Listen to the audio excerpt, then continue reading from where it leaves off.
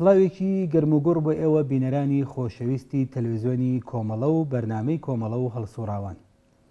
ئەمساڵ ڕێوڕەسمەکانی ئەوەڵی مانگی مەی لە بارودۆخی نالەباری ئالوودە بە ویروسی کۆرۆنا بەڕێوە چوون کە دەوڵەتان و داکۆکیکارانی بورژوازی هۆکاری سەرەکی دروستبوونی ئەم بارودۆخە بوون. لەگەڵ ئەوەی کە قورسایی ئەم وەزعیەتە لەسەر شانی کرێکاران و چینی بێبەش و کەمداهاتی کۆمەلگا بوو، بەڵام ڕێوڕەسمەکانی ڕۆژی جیهانی کرێکار بەربڵاو، خواستەکان ڕەوا و ڕادیکاڵ و عەکسولعەمەلی دەوڵەتەکانیش سەرچاوەگرتوو لە ترس بوو. بۆ لێکدانەوە و شیکردنەوەی چۆنیەتی بەڕێوەچوونی بەشێک لە ڕێوڕەسمەکان لە سەرتاسەری جیهان و ئاکسیۆنەکانی بەڕێوەچوو لە ئێران و بەجەخت خستنە سەر کوردستان بە تایبەتی ڕەتفعل و عەکسولعەمەلی بورژوازی و هێزە سەرکوتگەرەکان بۆ وەدەستخستنی نەتیجە سیاسیەکانی ئەم ڕۆژە داوامان کردووە لە هاوڕێ فەرێدونی نازری ئەندامی کۆمیتەی ناوەندی کۆمەڵە بێتە ئیستیدیۆی تەلەڤیزیۆنی کۆمەڵە و جوابدانەوەی چەند پرسیارێکی ئێمە لەم بارەیەوە هاوڕێمان بێت.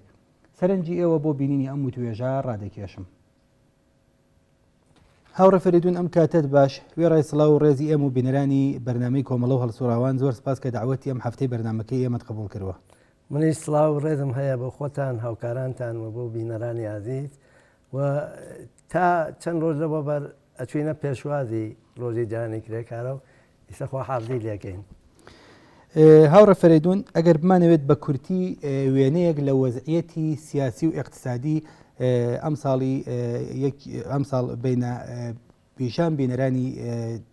بەرنامەی کۆمەڵە و هەڵسوراوان، ئێوە ئەم وێنەیەمان چۆن بۆ وێناکەن؟ من ئیشارەکەم ئەلبەتە بەداخەوە قسەکان بایدن ڕێی جەمهوری ئەمریکا هۆ زۆر مهمەی تر، گەورەترین اقتصاد و گەورەترین دەوڵەت و کارم نییە چەند نشتکاوە، بەڵام هێشتا گەورەترینە. ڕێی جەمهوریەکە داین چێوت و ئەلبەتە ئەم قسەگەلم نیسە یەکەم بەداخەوە لە تەرجمەی فارسی و شتەکانە نهاتووە. قسە ئەوە کاتێجێ گەورەترین بوحرانی ڤیروس لە 100 ساڵی ڕابردوودا، گەورەترین بوحرانی ئابووری و اجتماعی لە ساڵی 1930 بەرەو ئەملاو، و لە گشتی خراپتر کودەتا گەرەی بکە ترامپ لە 6 ژانڤیە ئەوەڵ مانگی میلادی، وتی ئەو بەخۆیان نەژێ دموکراسی تەبعاً، وتی گەورەترین حمڵە لەسەر دموکراسی. ئەمە ئیتر قسەی من نییە، ئیتر ئەمە لە قسەی خۆیانە، بەڵام فەرقێکە بایدن هەسیتەک ئێمە ڕاستیت گەرەکە یەکێ لە هێزە چەپەکان و کۆمونیستەکانی ئەمریکا نووسی بوویان ئەگەر ناوی بایدن لاوەی وادان کۆمونیستەکانم قسەیان نەکردووە. وەلی قسە ئەوەیە کە بورژوازی ماوەها چەندین ساڵە تەوەجێ بووگە کە ئەم بوحرانە بێ بە ڕەسمیەت بناسێت، تەبقەی کاریگەریان یا گەژێر شارێکی عەزیم لەژێرەم شارە دەری بێرن، چون خەتەری مبارزاتی عەزیمی 26 ملیۆنی وەک مبارزات لە دژی نژادپەرستی لە ئەمریکا و باقی شارە گەورەکانی دنیایان دیوە. بایدن ئەمەی کردووە، سیاست ڕیادەتی اقتصادی وەکوی نیاوەلاوە 6 تریلیۆن دلاری داوا کردووە تەسویبی کا کۆنگرا، سخۆنڕانەکە لە کۆنگرا بوو، 6 تریلیۆن دلاری داوا کردگە تەسویبی کا کە بیدەن بە مناڵانی کرێکاران تەحسیڵیان بەهداشتیان بیدەمە خودێک کرێکاران هەریسە چەکێکی 1400 دلاریان بۆچێ بۆ هەر مناڵێک 300 دلار بۆیان بچێ، و کولەن لەبار بە تایبەت ئێمە شێ بزانین دەوا و دەرمان لە ئەمریکا بێحەد گرانە لەو بارە و لە تەرحی ئۆباما کەیان پێی ئۆباما کەیر هینی تەرحی ئۆباما بوو بۆ بەهبوودی بەهداشت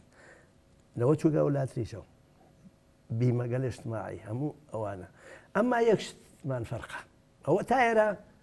کۆمونیستەکانی ئێژیتە چەپە، وواقعاً انعکاسی چەپە لەناو ئەمریکا، انعکاسی قودرەتی چەپی کاریگەری و دانشآموزی و جەوانگەلە لەناو ئەمریکا، ئەبێ بمێن. بەڵام ئەمێژێت وەزمان خەریکە باشە بێ. جا ئەمە سندوقی بەینەلملەلی پوڵ گزارشێکی دا وتی سیاسەتی ڕیادەتی اقتصادی هیچ فایدەیەکی نەوەگە بۆمان، زەرەری بووگە، وەزمان خەریکە باشە بێ 2% ڕۆشت بۆ ئەوروپا هینەکەین، بۆ چین دیاتر لە 4%، و ئەودا خەریکە بەرەو ڕەونەقەچێ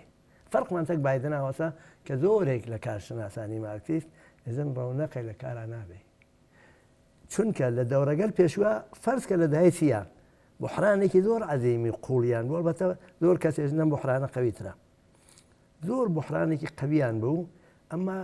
سەرمایەشتا جوان بوو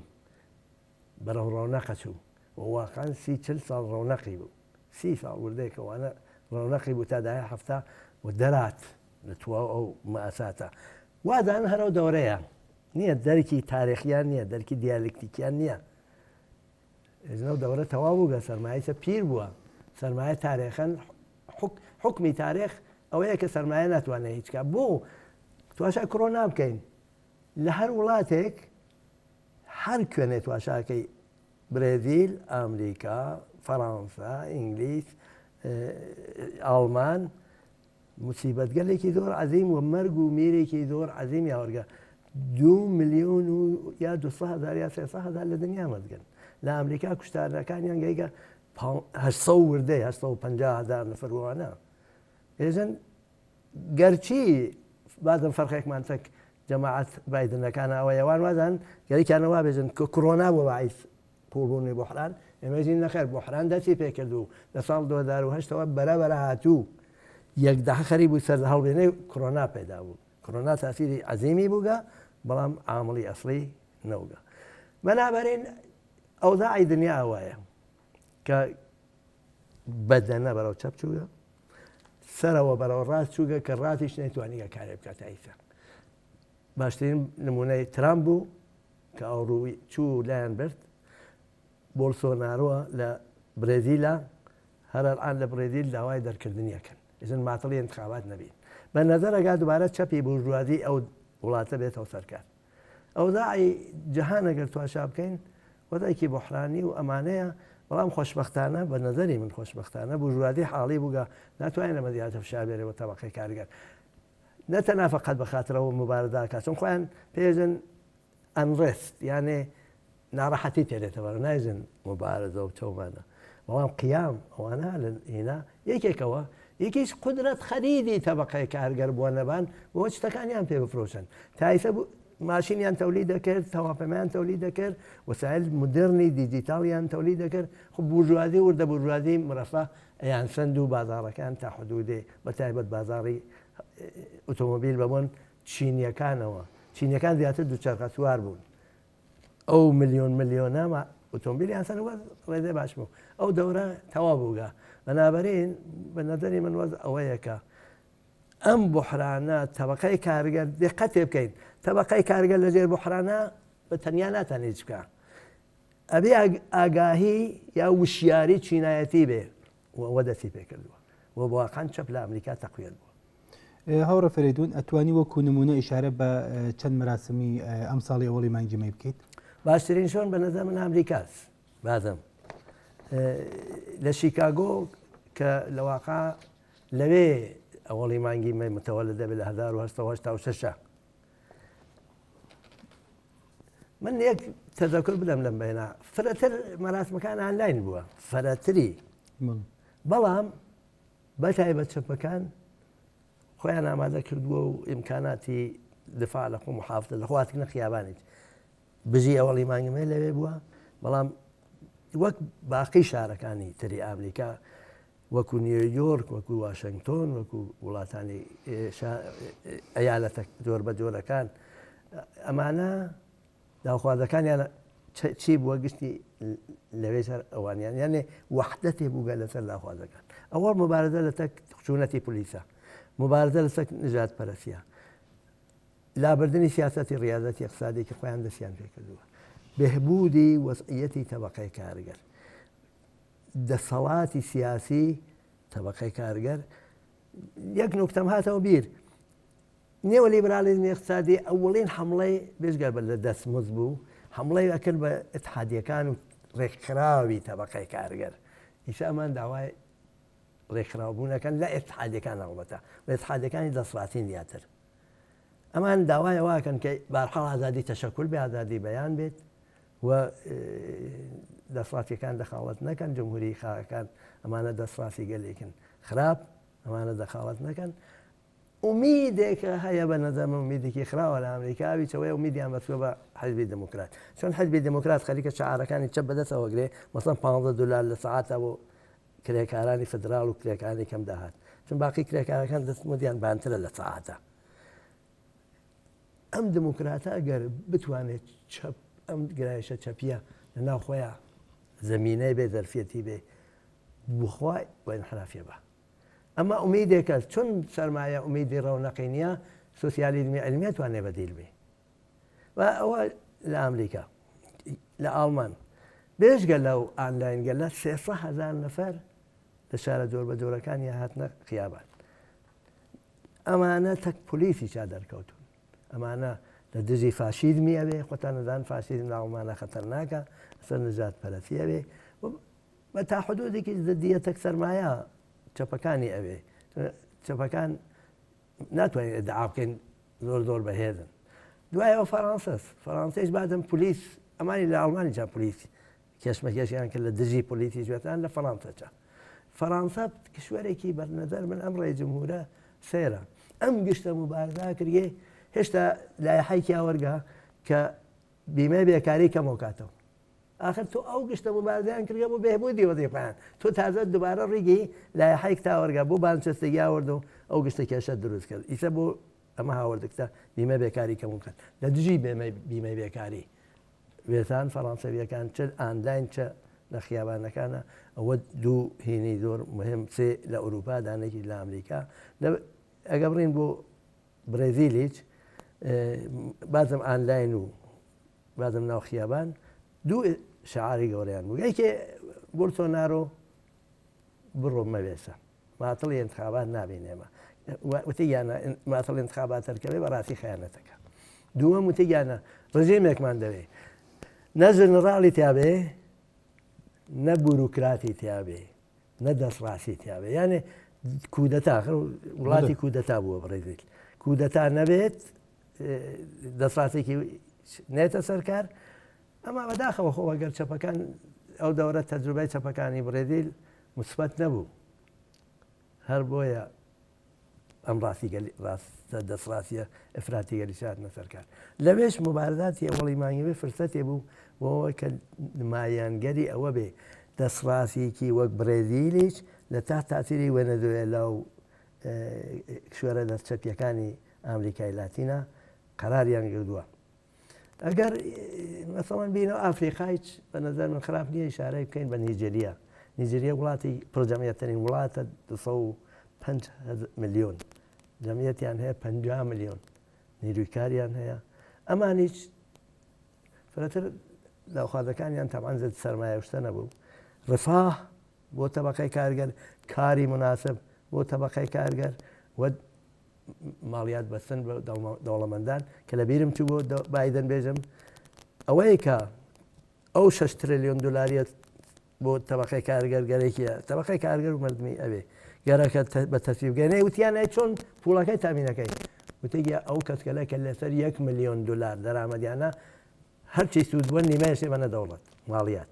ئەو یاکانتریش لە خوارەوە تا 400,000 دلار بەرەوبان لە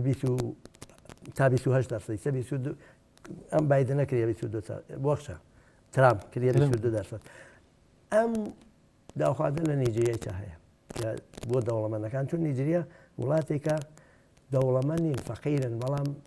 نفتی فرەیانە دوو وەبزانم ئەگەر ئیشتبانەکەم دوو وڵاتانێکن کە زەخیرەی هینیان یەکجار فرست بە هەر حاڵەوانە وتەوە چەند وڵات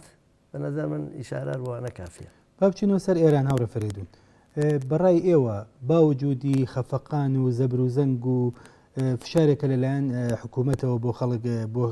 چینی کرێکار وارد بووە بەڕای ئێمە پێمان وایە مەراسمەکانی ئەوەڵی مانگیمەی لە ئێران بە شێوەیەکی بەرفراوان بەڕێوە چووە ئێوەش لەگەڵ ئێمە هاونەزەرن 100% یعنی ئەو واقعیەتە مەسەڵەن دقت کە پارەکە تا ساڵها لە تارانیش حرەکەتێ نەبوو دوایەوە وەختێ لە کوردستان حرەکەت بوو دەهەیە 60 لە 64 تا 69 کە کەسێک جەماڵ چراوایسی گیانی بۆی لە دەستا لە تارانیش حرەکەتێکی ناوجامعە نەبوو ناژم ناڕێن بۆ باخ ناڕێن لە ناو ماڵا دانیشتنوانە نا حرەکەتی ناو خیابان نەبوو لە دایە هەفتا و کە ئیسلاح تەڵەبەکان هاتنە سەرکار دەستیان پێکرد لە دایە هێشتا ڕێکخراوشتیان دروست کرد جنبشی کارگەری وای کرد کە پارەکە تاو دێگە لە بیرم بێ فقط لە تاران بوو من ئەڵبەتە بەعادەی وەخت لە ڕەشتیش دی ژنەفتومە یا خوێندومە ئەگەر لە بیرم بێ بەڵام ئەوەی کە بەرچاو بووە و دەنگی داچە و تاران بووە ئیمساڵ لە چەند شار لە 15 شار گەورەترین بیانی گەورەترین بە نسبەتی ئەوە کە خۆت باسەوە کرد دیکتاتوری زەبروزەنگ ئەو نە مفتخۆریان هەیە لە هیچ شوێنێکا بەکاریان ناخوا چەکداریان کردوون یان ڕژنە ناو محیتەکە لە با جۆگرافیایە ناوەن دێ بمێنێتە بۆ تۆ بەم حاڵەوە مانۆردانی مردمی ئێران و داخوازەکانیان جالبە داخوازەکانی وەسە داخوازی کرێکارانی تر ئەوەی کە بە نەزەر من جالبن یەکێک خۆب حەق دەستە تەبعاً 12 ملیۆن لە ساڵا 12 ملیۆن 500,000 تمەن لە ساڵە لە مانگە بۆخشە ئەمە ئەوەی کە مهمە بە نظر من بە نەوعی زدی سەر ئەوەڵەن فعالی ئێرانی تا قسەی کە کا زدیەتێک ئەک سەرمایە نیشانەدا توێنێکەدا بە سەرمایە ناژێ بە جمهوری ئیسلامی توێنێگرن دادگا ئەیا بە سەرمایە ئەمانی شێژن سەرمایە مەخفیان ڕێکات لە حاڵێکوان مەخفیان خودی ئەمانەست ئەوە یەک دوو ئەو شرکت گەلای کە واقعاً تفعیلین کە شرکت گەلێکن تەمینی نیروی ئینسانیەکەن لە بین شرکەتە ئەسڵیەکە و نیروی ئەسڵی حاکمی بەسەر ئەو شرکەتا و شرکت نەفت و ئەمانە ڕابتن دیوارێکیان کێشا کرێکارتە کەمانە ارتباطی نییە کرێکاری پەیمانیان پێژن داوای لە بینبردنی ماکەن داوای ئازادی تەشەکولەکەن و بکردەوە تەشەکولییان دروست کردگە بەکردەوە شەورایی ئەمەڵەکەن بەکردەوە یەکدەحاوینی لە 10 ئوستانە کرێکارانی عەزیمی نەفت کۆبوونەوەکەن داخوازەکانی هینەکانی ئێران لە ئەوەڵی مانگیمەیە لەسەر ئەمانە بوو و لەسەر داخوازگەری بوو بانشەستەکانیش یا خانەنشین کراوان مەسرحیان کردبوو کە ئەویش هات بە نەوعی هەروەکە و داخوازی کرێکاران و هەفتەپە و ئەوانەیە بە نەزەر من ئەو قسەی تۆ دروستە زۆر گەورە بوو زۆر هین بوون شجاع بوون لەبەر مەجلسە لە ناوە جەماعەتا کە بەشداریان کرد و 30 نەفەریان گرتووە خۆتەزانی زۆر زوو پاپۆشیان بۆ دروستەکەن ئازادیان کردوون شەو وەمە مشکلاتێ نێتە بەرەوە بەڵام وەختێ بزان خەبەرێ نییە پاپۆشیان بۆ دروستەکەن و پەروەندەسازیان بۆ دەکەن و ئەمانە ئەو وەزعیەتە جێگەی دڵخۆشیێکی گەورەیە بە نەزەر من بۆ خۆم پێم وایە بێ بەڕاستی سڵام بنێرین ورەی بەردی ئەو کەسکەلەکە لەوەین گەلا بەشدار بوو هاوڕە فرێدون بچینە سەر کوردستان هەروەکو وەزانین کوردستان بۆ بەڕێوەبردنی مەراسمەکانی ئەوەڵی مانگیمەی لەوێ بووەتە سونەتێک دواتر ئەزانین ئەم سونەتە وەکو پوتکێ وەکو گورزێک وایە بەسەر سەری سیستمی دەسەڵاتدار لە ئێرانە بەسەر سەری جمهوری ئیسلامیەوە ئایا مەراسمەکان لە کوردستان چۆن بەڕێوە چوون عەکسولعەمەلی ڕژیم بۆ ڕوبەڕووبوونەوە لەگەڵیان چۆن بوو بۆ کۆچبوو بربەستەکانی سەر ڕێگەی فعالانی کاریگەری بۆ بەڕێوەبردنی ڕۆژانە چی بوون لە کوردستان هەروە خۆت بە دروستی بووتەوە چونکە منتەقەیەکی میلیتاریزەیە نظامی کراوە هەمیشە مەراسمەکانی وەڵیمایی هەر لە داهەیە 60 تا ئیسا مستەقیم عەلەیهی سەرمایە مەخسووچیان فقط سەرمایە عمومی نیە قسە بکەن لە دژی ڕژیمە بەنابراین ڕژیم زۆر هەوڵیدا بە دوو شێوە بربەستی ئەمە بکە چون قسەی مەراسمی مستەقل دەکەین سەر بەخۆ نەخۆ ڕژیم مەراسمگەلێکی هەیە لەو خانەی کارگەر و شۆرای ئیسلامی گەلەسا کۆشتێکی زۆری کرد بەشکە کرێکارانی کوردستان واتە ناو ئەو کۆبوونەوە دەوڵەتی گەلە ئەوانجە زۆر دەوڵەتینی نەدانی چۆنە اختلاف هەیە لەسەر خانەی کارگەر و ئەمانە بەڵام بە نەوەیەک بەرەخەرە سەرەدار بنیاد وە سیستم و هێنیش جمهوری ئیسلامین موافق نەبوو کرێکارانی کوردستان ئاریان هات بڕۆن ناوانە دووەم بە زیندانیکردن و ئەوانە بۆ ئەوە ئەزانن ڕاهبەرگەلێکی خۆشببختانە ڕاهبەرگەلێکە لە ئێرانە خەریکن شکلیان یا شکلیان گریا خەریکن شکڵەگرن وەک نەسڵی قەدیمینین دارێت ڵاعات و سوپا گشتیان بناتێ لە کوردستانە ڕاهبەری نەناسراوی شکلی گرتووە بەڵام ڕاهبەرە قەدیمیەکانی چەند هەمچنان بە ئەتبارن صاحب ئەتباری گەورن ئەمانە بانگەکە مەسەن کاک عوسمانی بان کردبوو ئەوە هینە دەجارم فعالە کاریگەریە بان کردووە ئەو چەنداگە بەناو دەمیانە تێ من کرێکارم ئەمە مەراسم منە گە ساڵەیەگرم ئەچم تۆ ناتانی بەرم بگریت ئەمانە دوارە ئیمساڵانیان کرێتەوە تیانە نابێ بەشدارێکێنە ئەوا پێەکەین ئاوات پێەکەین ئاوات پێەکەین خۆتەدانن ئەوازان من گوێچکەم لەم سگەلە پڕەوەیەوە ناتانەمانەکەن من لە زۆر ئێوە لە باشترەدان دواوی ئەوانێن دادیانێ ڕاهبەرەکان بانگیان کردوون و ترسانیان وەجالبەوەسە کە وەختی عوسمان بانگەکەن کەسێ وەک کاک مەحموود ڕاهبەر بوو فعالە بەناو بانگا سڵایەدا بێژگەلەوە قەتنامەکانێکە دایان واقعان قەتنامەگەلێکی زدی سەرمایە بوو و زدی ئەسەن هینەکەی کاک مەحموود زدی ئۆرگانگەلێ لە دەوڵەتە یعنی مشەخەتتر لە هەرتیشتە ئەو مدیرات توانێت شکایەتی لێکە یعنی ئەوە نییە عمومی قسە بکە مشەخەت بەنابەرین هەوڵیان دابووانە ئەمما لە شاری سنەکە یەکێ پێم وایە یەکێ لە گەورەترین بوو لە چەندین شۆ ناگرتیان و داوخوازەکانیان عینی داوخوازی کرێکاران ئێرانە کە من بە بعضێکی شارەم کرد فەرقیوە تەبعاً فەرقی وای نییە ئەمما فەرقی کوردستان و ئەولا ئەوەیە کە لێرە فرەتر بەشداریەکەن جەماوەریە وەختی ئەوێ بە ئەوڵمانگوێ قسێر ماڵێکە بەداخەوە هێشتا لە تاران و لە ڕەشت و لە مەشهەد و ئەوانە لە ساری مەسەن کیم ساڵ مەراسمی باش گیراوە ئەو وان نییە لە کوردستانە تەبەقاتیە ڕێتە ناو هەموو ماڵێ هەموو کەسێ مەوزعیت و هەرچێ لە ئانلاین توانی گیانە بەشداریکەن ئەگەرنە چەپەکان بە تایبەت توانی گیانە بێنە خیابانیش لە فرێک شار یعنی شاری کوردستان نییە تۆ ئەوڵی مانگێتیان نەگری فرەتر لە چنا فرەتر گزارشمان و مەریوان کە زۆر بەرچاو بووگە هینەکانیان و لەبیرم نایە من کەسێکیان توانیوێ بگرن جارێ داهاتوو چۆنە بێت ئەوە هەڵەگەڕێتەوە بە نەوعی مبارزە و تەناسوبی قووە هەمیشە لە زیندانەکانی کوردستانە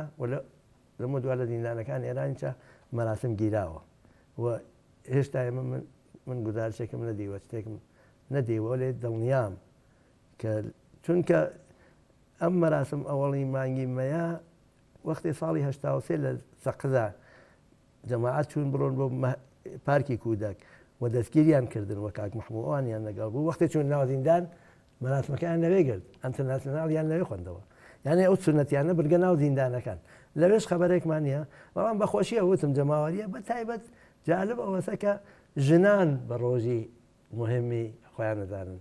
ژنی زۆربیان ژنی کرێکار و زەحمەت کێشن بەڵام ژنانێکی وهان کە ژنانی تەبەقاتی تریش بە هاودەردی تەکەوانی چاکان بە نەزەری من کوردستان هەر هەمچنان پێشڕەوە لەو بارەوە بەڵام بۆ هیچ وەخت خۆیان بە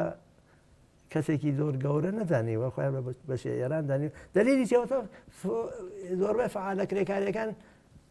یەکە ناسنەوە نییە مەراسم کەلە جاگردیان کارم نییە بەعزە کەسێکی ئیشتبایان کە چوومە کارم بە ئیشتباکە نییە یا ئیشتبا بوویان نەبوو کارمەوەیە لە کەلە جایگری ئەم ڕابتە ئەوێتە باعیسەوە کە کرێکارانی کوردستان هەمیشە دەستکەوتەوە یەکێ لە چتگەلێکی مهم لە ناو قەتنامەکان کوردستانم نازانم لە شۆنەکان تر دیگمەیانە دفاع لە ئەفغانی و کرێکار ئەفغانی و مناڵی کرێکار ئەوەی کە کاری مناڵ قەدەغەکەی بە تایبەت واقعەن بنیام لەرزێکری وەختی و مناڵە گەلەکە شارەداری ڕسمەنیان وە داگێ بە پەیمانکارەوانە یا بێ گشتیان دەرکەی داگیانە بەوانە ژیانێکی عەجیب و غەریب لە ناو ئاشقاڵ گەلا ئەخەفن هەڵەسن نەخۆشیەگرن ئەمرن و ئاشقاڵ نادام جیاکەنەوە تەنزیمی ئاشقاڵی پێزن نام شتێکی پێزن بە نەزەری من تواشە قەتنامەکانیانەکە دفاعیان لە حقوقی بەرابەری ژن و پیا کردووە دفاعیان لە ئەوەی کە کرێکار حەقیە کرێکار لە کوردستانە تایبەتمەندێکێتەوەیست وەک کرێکاری شۆنتر نییە خۆی بە حاکمە زانێ ئەخەوە مهمە لەبار فەڕەنگیە و تۆ بۆ خۆتەوە حەقە قایل کە ئەتوانم حاکمیت کەم حاکمیت تۆ خراوە من ئەبم بە حاکمت و بەم بۆنەوە کرێکاری کوردستان لە ناو بەنسبەت یعنی طبقەی بورژواش احترامیان بۆ قایلن حتا لە ناو دادگستەری و سپا و ئیطلاعات و شتیان گرن محتەرەمانتر بەرخوردیان پێکرد. من پێم وایە بەڕاستی جێگای خۆشحاڵی ترە تەبعاً وەزعەتی کوردستان، ئەمە نابێ هیچ وەخت لە بیرمان بچێتەوە کە ئەو دوانە گریان خواردگەوەیەکە و هیوادارم ئەم ڕۆحیە هەرچی زیاتر بچێ بۆ ناو ئێران. زۆر باشە هاوڕێ فەریدون، هەروەکو لە تەواوی قسە و باسەکان تا ئێشارەتە پێکرد بەڕێوەچوونی مەراسمەکانی ڕۆژی ئەوەڵی مانگیمەی بە هەموو کۆسبوو لەمپەرەکان و کە لە بەردەمیا بوو بەڕێوەچوون. ئایا ئەم مەراسمانە هەڵگیری چه ناوەڕۆک و پەیامێکی سیاسی بوون و ئایا ئەو ناوەڕۆک و پەیامە سیاسیانە بۆ دوا ڕۆژی خەباتی چینی کرێکار چه دەور و نەخشێکە توانێت بنوێنێ؟ من ئاوایە بینم ئەوەڵ بۆ ئەمە بتوانین بێژین ئەم داخوا دەڕاتی گاڵگەدا و ئەم شجاعەتە چه تەسیرێکی لە داهاتوە بێ بزانین وەک جمهوری ئیسلامی چۆنە. ئێمە ئەزانین جمهوری ئیسلامیش وەزعی لەبار حکوومەت و حاکمیەتی ئیسلامی سیاسیەوە شڕە، لەبار اقتصادیەوە فەن ڕووبە وەرشکەستگی و تێکشکانە، لەباری وەحدەتی ناوخۆیانەوە ئەوە هێن وەزیری مۆل خارجە زەریف لا چ قسەگەلێکی کردگا لە دژی ئەوە 15 ساڵە چە پێژێ سپا هەمەکارەس ئەم کابران قبولی کرد کە سپا هەمەکارەس لێرە وەحدەتێکە داران زاهریش بووەتێ و ئەوانە نەماوە وزەریف وتیگە رووسیا نیروی ئەسڵیە لە ئێرانە سپای پاسدارانە هەمەکارە ئێران معنیەوەسە خامنەی هیچ کارەس مەڵا هیچ کارەس وە خامنەی دواوی داسەوە محکومی کردووە وتی وەختەگە لەوە قسەی ئەمریکا واقعاً ئەم وەزیر ئەمور خارجە کولەن ئەمریکاییە و تەناویش نییە زۆرێک لە بورژوازی ئێران تەرەفداری سیستەمی غەربن، تەرەفداری سیستەمی ئەمریکان، تەرەفداری ئەوەن بچنە ناو اقتصادی سەراسەری، بچنە ناو بازاڕی سەراسەری و بچنە ناو تەشەکولگەل سەراسەری. حتا مەسەن هێنێت شانکایان دروست کردگا و بەشێ لە بورژوازی و حکوومەتە یەکیانە بچنە ناو هێنی شانکای کە چین و رووسیا و ئەوانن. زۆربەی هەرە زۆریان غەربین. ئەم زەریفە ئومیدوارە ئەوە بکات بەڵکە نادام تێتە مەدان بۆ انتخاباتیانە چون ئەگەر بێت نیشانەیە وەسە بینەشی سیاسیەکە زعیفە. باشە ئەوەی کە ئەم ئەوەڵ مانگێت دەستکەوتی چیە بێ لە شەراتێکی ئەوا بێ کە جمهوری ئیسلامی ئیسا هە لە حاڵ ضعیفترین وەزعیەتە و ئومیدی بەسکە بە ئامریکا. ئەم زدە ئامریکایە زاهریە ئەوەت لەبار فەرهەنگی واقعاً زدیەتی یەکردێک پێشرەفتەکانی ژنان لە ئەمریکا دموکراسی کە لە دڵ تەبەقەی کارگەر و مەزمی زەحمەت یەچۆت دەکوانە زدە و زدی شەمێنێ وەلێ هەمیشە تەرەفداری سەرمایە خصوصی بووگە خصوصی و دەوڵەتی مەختوم مالیکیەتی خصوصیە هەمیشە تەرەفداری ئەو بووگە و ئامریکایش بۆ خۆی پشتیبانی ئەڵبەتە مانەوەی جمهوری ئیسلامیە نە گشتیاسەتەکانی لە منتەقە و لە دژی عەرەبستان و ئیسرائیل و ئەوانە نا گەرەی ئەوانە پێ بگۆڕێ ئەوەی کە بۆم ئەتمم بێت و ئەتە موشک بە وەسم گشتەوانەیە هەوڵەدا پێ بگۆڕێ بەڵام واقعاً پشتیبانیە ئەم سەدی ارتجاع بمێنێ لە منتەقەوەیە. ئەمریکا خۆی وەزعیەتی جۆرێکە کە ئایا توانێت لە داهاتوە ئەو ئێدعایەکەن ڕەونەقەگرین من ئێزم کارشناسانێکە من باوەڕم پیان هەست ڕەونەقی لە ئارادا نابێت کە ڕەونەق نەبوو مەسائلی 330 میلیۆن جەمعیەتی ئەمریکایە بە مەسئلەی ئەسڵیان ئەو جارە توانیەوەی کە بتوانم هینکەن نامێنێ پشتی هەوڕە فەریدونەی پەیامە سیاسیەکەی بەڕێوەبردننی ئەم ڕێوەسمانە ئەمساڵ پەیامی سیاسیکی هەیە بە نەزەر من حکمت و پەیامی سیاسیەکەی ئەوەیە کە تەبەقەی کرێکار بێرەوان پایخوات بە تایبەت لە کوردستانە باوەڕ بە خۆت بێت حاکمیت ئەشێت تۆ بیکەی حاکمیت بە شۆرا کردێ ئەوە شۆرا لە تاران لە